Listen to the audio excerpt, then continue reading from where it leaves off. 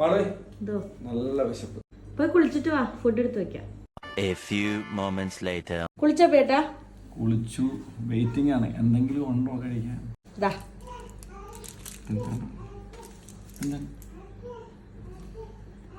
ബിരിയാണി.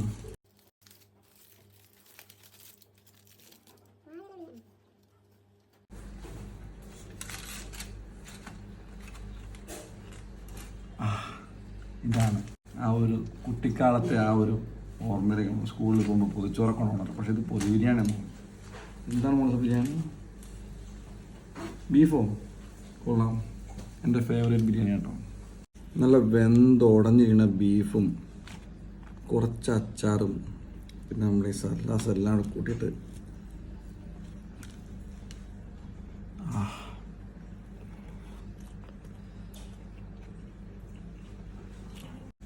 ഇതാണ്.